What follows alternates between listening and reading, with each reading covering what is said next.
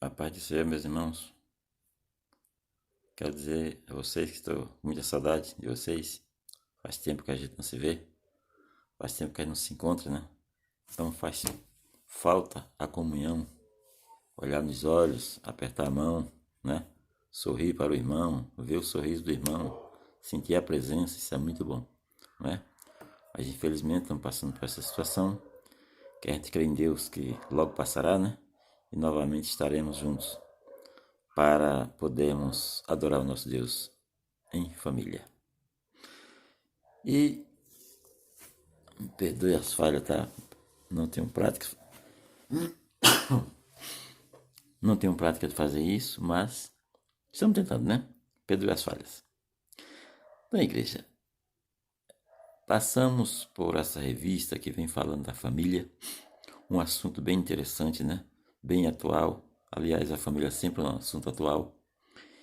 E hoje estamos com a lição 13. Já passou da data, mas como foi um domingo vago, a lição 13 ficou para esse dia. E ela vem falando exatamente sobre o relacionamento do cristão, Deus e a família. Então vamos falar hoje um pouco de como estamos nos relacionando com a nossa família e com o nosso Deus, né? É o momento da gente fazer uma retrospectiva, voltarmos para olhar para dentro de nós e saber se verdadeiramente estamos fazendo como a palavra de Deus nos pede para fazer, né? A gente sabe que tudo o que fazemos vem do exemplo do nosso Senhor e Salvador Jesus Cristo, né? Por causa disso, ele também nasceu em uma família, viveu como família, né? Conviveu com pai, com mãe, com irmãos e deixou como exemplo para nós o que é verdadeiramente ser família, porque na sua palavra nos ensina tudo como temos que agir dentro de uma família. Aparentemente é uma coisa fácil que todo mundo vive, mas na verdade precisa se ter um certo conhecimento e ter um esforço muito grande para a gente viver bem com a nossa família, né? Então vamos ver aqui a introdução que diz assim. Na verdade, o tópico primeiro que diz assim: diferentes níveis de relacionamento. Então vem, Jesus durante seu ministério terreno vivenciou diferentes níveis de relacionamento, deixando exemplo e instruções aos seus discípulos sobre tão relevante aspecto da natureza humana nesta terra, o aspecto relacional. Eu quero dizer uma coisa para a igreja. Uma das maiores dificuldades do ser humano é o relacionamento. Uma coisa que eu sempre digo aos meus filhos a respeito de relacionamento na empresa, de emprego, eu sempre digo aos meus filhos, ainda é mais fácil conseguir um emprego, mesmo na situação que estamos vivendo, do que se manter nele. Por que isso? Por causa do relacionamento. Não é fácil relacionar-se com pessoas, conviver com pessoas muitas vezes estranhas, pessoas que pensam diferente de nós, pessoas que às vezes estão acima de nós e vêm dar ordens que às vezes não concorda, mas temos que saber reconhecer a autoridade de onde vem e também aprender a conviver com esse tipo de coisa sem que a gente perca, né? Venha perder, porque o emprego depende hoje, o emprego é uma coisa que a igreja, que as empresas têm olhado muito, é a respeito do relacionamento. Muitas pessoas perdem o emprego porque não aprendem a se relacionar uns com os outros. Mas Jesus, na sua sabedoria, ele nos deixou, Deus, quando fundou a família, ele nos deixou um algo onde a gente pode aprender tudo o que a gente precisa. Porque na verdade, igreja, a gente, tudo que a gente vive na sociedade, que a gente vive na igreja, a gente aprende dentro da nossa casa. É aqui, no meio da família, onde convive esposa, esposo, filhos, né? Já também temos o pai, a mãe. Então é nesse meio onde está tudo que nós precisamos para aprendermos, né? Então tudo isso Jesus nos deixou exemplo. Ele conviveu com pai, com mãe, os pais tiveram com ele o mesmo trabalho que nós temos hoje, embora em cultura e tempo diferente, costume diferente, mas tiveram que fazer as mesmas coisas que hoje nós fazemos, né? E Jesus conviveu com tudo isso. e nos deixa o exemplo. E através da palavra eu vou citar alguns exemplos que nós podemos aprender dentro da nossa casa, no meio da nossa família. E nós aprendendo isso, nós estamos estruturando uma família saudável, uma família feliz, preparando uma igreja forte, preparando pessoas para viver em sociedade, para viver casamentos firmes e abençoados no futuro. Então, tudo nós podemos aprender dentro da nossa casa, né? Então, vou citar alguns exemplos, algumas coisas que precisamos aprender dentro da nossa casa. Temos a oportunidade de aprendermos e praticarmos todas as situações que nós vivemos no nosso cotidiano, né? Então, vamos à primeira. O primeiro, prover necessidades. Isso é algo que a gente aprende dentro da família, né? O esposo, a esposa, é uma das primeiras coisas que ele tem que aprender é como prover necessidades. Necessidades físicas, necessidades emocionais, necessidades espirituais.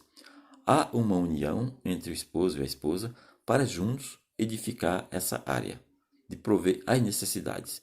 O esposo geralmente tem a necessidade, geralmente, né? Porque nos tempos de hoje é diferente. Trabalha o homem, trabalha a mulher, mas seguindo um padrão, vamos dizer assim, temos o esposo que tem a necessidade de prover a sua casa, a necessidade da sua casa, não é? E nessa necessidade ele precisa se preparar para isso, ele busca o melhor para a sua família, ele trabalha, ele luta, ele se esforça para dar o melhor para a sua família. Porque na verdade vivemos para quê? Para a nossa família. Tudo que fazemos temos o objetivo, abençoar e agradar a nossa família. Portanto, é nessa provisão que nós aprendemos, o primeiro que aprendemos é prover para a nossa família. Esse é das coisas da necessidade da convivência do familiar. A segunda é liderar democraticamente. Igreja, nós sabemos que todo esposo é um líder, líder da sua família, né? A própria Bíblia diz que o esposo é a cabeça da esposa, é o cabeça da esposa, não é? Mas para ele entrar nessa situação também é o sacerdote da casa, mas para isso é necessário que ele saiba liderar democraticamente. Liderar de uma maneira que a sua liderança seja aceita e seja admirada, seja seguida, não só pela sua esposa, mas também pelos seus filhos, né? E não é fácil liderar democraticamente, porque muitas vezes é fácil usar a autoridade autocrática, mas o que precisamos de nossa casa é a liderança democrática. É a liderança onde se pode conversar, é a liderança onde se pode dar opinião, ouvir opinião e tomar a melhor decisão. Normalmente essas decisões se tomam junto com a esposa, não é? A ouvir sempre a esposa, saber o que ela pensa, sempre a esposa, ela tem uma sensibilidade muito grande, então ela nos ensina o caminho melhor para agirmos dentro da nossa família, né? Tomar decisões em todas as áreas da nossa casa. Então, liderar, mas democraticamente, nunca autocraticamente. 3. Fazer da nossa casa um ambiente acolhedor, né? Isto é, saber edificar a casa. Está lá em Provérbios 14, versículo 1, que a mulher sábia edifica a sua casa, mas a mulher tola, ela a destrói com as suas próprias mãos. Então, mas a mulher, ela não edifica a casa sozinha, ela edifica o ambiente da casa, o acolhimento da casa, e por trás tem o esposo para apoiá-la, né? Para dar o sustento na área emocional que a mulher precisa sempre, precisa ter um marido firme, mas um marido amoroso, um marido que compreenda essas situações e que saiba na hora que ela precisa do respaldo, ele possa dar, né? Firme, sempre forte, ali que ela tenha aquela confiança. Então não só confia a esposa, mas confia os seus filhos, né? Então a mulher, ela edifica a casa, o ambiente da casa, né? A alegria da casa, a harmonia da casa, normalmente é essa parte que ficou para a esposa fazer, mas sempre com o apoio do seu esposo, né? Essa é a terceira parte. Vou falar aqui rapidinho, porque o tempo não é grande, é curto, né? E também saber se posicionar como exemplo para ser digno de ser referência. Sabemos que o esposo e a esposa é o exemplo da casa, né? Tudo que nós fazemos, que nós falamos, que nós nos mostramos dentro de casa, os nossos filhos assimilam. A nossa própria esposa precisa ter em nós uma referência, um esposo onde ela possa confiar, um esposo onde ela possa ter na hora da necessidade, ela tem onde buscar um apoio, né? E para isso precisamos ser uma referência, ser um exemplo. E ser exemplo, igreja, não é fácil, a gente precisa ser pessoas cuidadosas, estar vivendo dentro da palavra de Deus, né? Ter Buscar tempo para agir dentro da sua casa, com seus filhos, com a sua esposa, com a sua casa, porque ser exemplo, hoje ainda lembro de todos os ensinamentos do meu pai. Aquilo que ele fez, o meu pai, por sinal, não é porque é meu pai, mas sempre foi um grande homem, hoje tem 90 anos, e se você perguntar à minha mãe quando foi que ele brigou com ela vai dizer nunca. Minha mãe já era um pouquinho mais brava, mas meu pai nunca brigou com a minha mãe. Sempre deu um grande exemplo na, na casa dele, né? E hoje nossos filhos temos ele como exemplo.